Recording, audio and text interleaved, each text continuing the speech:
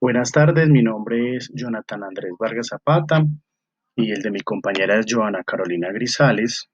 Juntos vamos a hablarles de la teoría del aprendizaje por descubrimiento o del crecimiento cognitivo de Jerome Bruner. Hay que aclarar que por problemas técnicos no vamos a escuchar la voz de nuestra compañera Joana Carolina, pero estuvo totalmente atenta al trabajo. Para comenzar, entonces, vamos a hacer referencia a que somos estudiantes de la Universidad Metropolitana de Educación, Ciencia y Tecnología UMECIT de la Maestría en Ciencias de la Educación. Esta asignatura es Teorías del Aprendizaje de la profesora Olina Ríos del primer cuatrimestre. Como les decía entonces, al hablar de la teoría del aprendizaje por descubrimiento, deberíamos mencionar primero que todo una frase de Brunner que nos parece que es donde parte las orígenes de esta teoría. Yo creo en una escuela que no solo enseña a los niños lo que sabemos sobre el mundo, sino que les enseñe también a pensar en las posibilidades. Sus inicios hablan de que durante los años 50 y como un derivado natural de sus investigaciones experimentales sobre el aprendizaje de conceptos, Brunner abrazó con entusiasmo la propuesta de la revolución cognitiva en la que el conocimiento humano tiene explicación como un modelo formal de la mente. Y luego, para la década de los 60, desarrolló una teoría del aprendizaje de índole constructivista conocida como aprendizaje por descubrimiento. Esto nos lleva entonces a saber que la teoría de qué es el aprendizaje por descubrimiento consiste en que el estudiante obtenga conocimientos por sí mismo y que además a la modificación de experiencias o hechos, ese estudiante pueda tenerlo de manera general en su aprendizaje y que ayuda a originar nuevas ideas resolviendo problemas o conflictos por sí mismos. Hablamos entonces de que existen tres etapas del modelo de aprendizaje de la teoría del descubrimiento, que la primera es la enactiva, que hace la representación por acción. Luego vamos a hablar de la icónica, que representa a través de imágenes, y la simbólica, que es la representación de objetos y características por medio del lenguaje. Pero ¿cómo se concibe el aprendizaje en la teoría del descubrimiento? Desde el interior del sujeto, siendo adquirido por sí mismo y desde su experiencia. Brunner dice que el individuo debe tener la posición para aprender, tener una estructura del conocimiento comprensible y un razonamiento basado en sus propias motivaciones. Y que esto ayuda a tener unos procesos de intervención, que son la motivación, el aprender a aprender, la superación de limitaciones, el currículo en espiral y la evolución intelectual del alumno. Cuando hablamos de la motivación, hablamos de la motivación intrínseca, extrínseca, no aprendidos, aprendidos y combinados. Cuando hablamos de la motivación intrínseca, es lo que surge dentro del individuo que obedece a motivos internos, el deseo de aprender o de saber algo, la necesidad de hacer bien las cosas por su propia cuenta. La extrínseca habla de la estimulación desde el interior a través de recompensas. ¿Sí? Entonces el que llegue temprano a trabajar o a estudiar tiene un bono o un 5 en la nota. Y lo no aprendido es con lo que nacemos, por ejemplo, que sabemos que tenemos sed, tenemos hambre en los bebés, necesidad de saber que tenemos frío y necesitamos tener una temperatura corporal adecuada. Y los aprendidos es la necesidad de poder, la necesidad de prestigio y de poder demostrar que somos alguien en la vida o somos importantes. Y los combinados es el deseo sexual o el comportamiento materno que surge en las madres. Cuando hablamos de aprender a aprender, nos referimos que se refiere al desarrollo de las estrategias metacognitivas. El superar las limitaciones es cuando el aprendizaje es mecanista, entonces hay que superar esas limitaciones.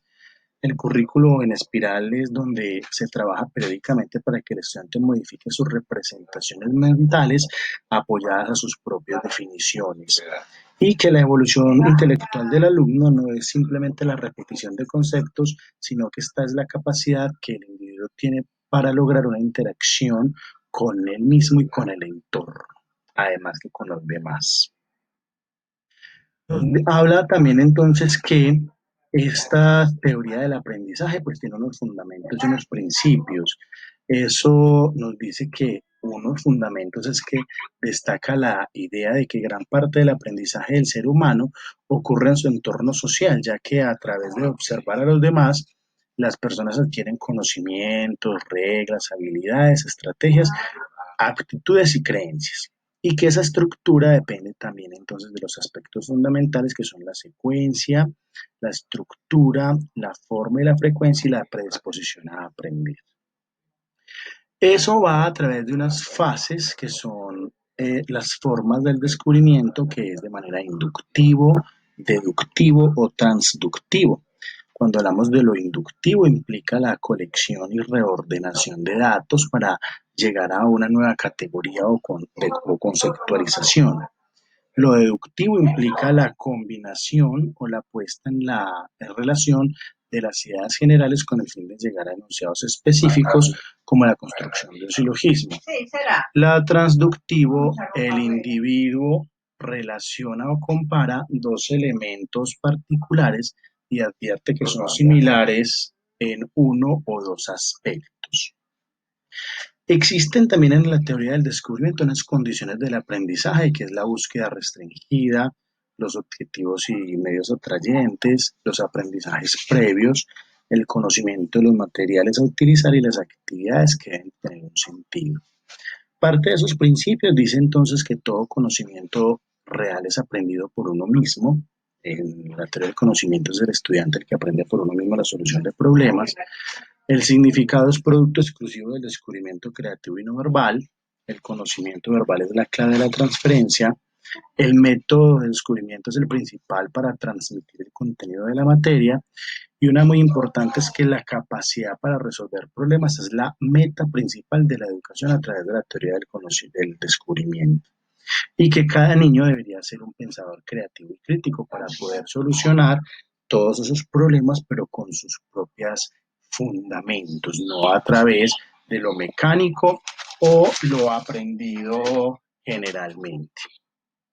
El rol del docente aquí se vuelve al contrario de lo que es lo tradicional o lo mecanicista, en donde el docente es el transmisor o fuente del conocimiento y que los alumnos reciben toda esa información, ese aprendizaje y se lo graban. Aquí el papel del docente cambia. El docente, por descubrimiento, es un maestro que actúa a modo de guía y que proporciona los instrumentos para que el sujeto desarrolle por sí mismo el saber. En vez de actuar como algo mecánico, él mismo desarrolla todo su propio saber para poder resolver todas las soluciones, perdón, para resolver todos los problemas que se le presentan a nivel de sociedad o todo lo que se le pueda presentar y él tenga la capacidad de ser un estudiante crítico y creativo y resolver de manera correcta todos esos problemas. El estudiante sin duda debe tener un rol muy activo. Él debe plantearse su propio problema de interés, debe analizarlo, leerlo y propiciar sus hipótesis que lo lleven a intentar solucionar esos problemas de manera práctica. Debe tener una compatibilidad, es decir, que ese nuevo conocimiento que él está adquiriendo posea una compatibilidad con lo que él ya conoce o una asimilación.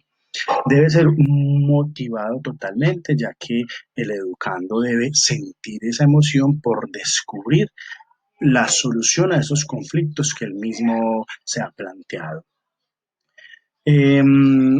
Sin duda es que el estudiante debe poseer la suficiente información o la capacidad de la resolución de problemas, que el aprendizaje por descubrimiento sea una herramienta práctica y teórica para que él dé sus propias teorías acerca de la solución de sus inconvenientes y que no se debe limitar simplemente a la aplicación de recetas, ¿no? el estudiante de tener claridad de que todo eso se va a solucionar a través de su propio conocimiento.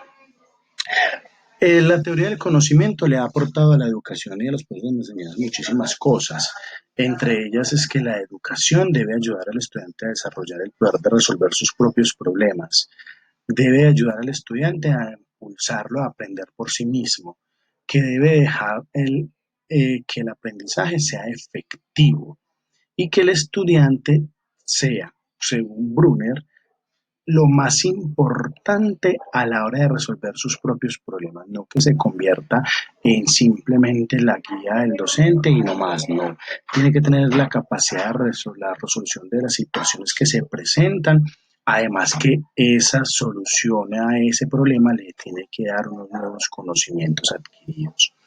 Es fundamental, como lo decíamos ahora, que la motivación tenga una buena estrategia para la enseñanza, que los niños y niñas estén bien preparados y que el educador dentro de su planificación tenga en cuenta todo lo social, lo familiar, lo cultural y todo lo que implique que el aprendizaje sea realmente asimilado por el sujeto. Como todas las teorías del constructivismo, en la teoría del aprendizaje de Brunner también toma en cuenta que la instrucción debe realizarse mediante la interacción de todos los participantes en el proceso. Esto no es un proceso solamente de uno, sino que todos los participantes de ese proceso deben estar atendidos, dejando a un lado la enseñanza memorística y mecánica para que surjan a través de su propia mente una agilidad para poder solucionar sus propios problemas. Otros beneficios son que este teoría del conocimiento, teoría del descubrimiento, perdón, sirve para superar las limitaciones del aprendizaje tradicional y mecanicista, que el estudiante aquí debe estimular por su propia manera, por su propia forma, el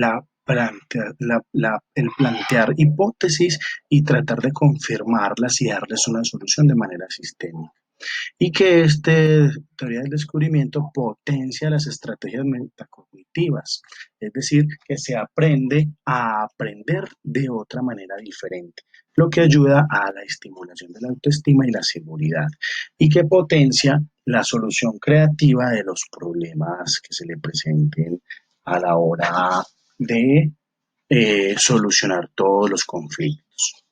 Hay algunas críticas, por ejemplo, como Ausubel, que dice que no necesariamente en la teoría del descubrimiento puede funcionar simplemente porque el estudiante desarrolle sus propios conocimientos.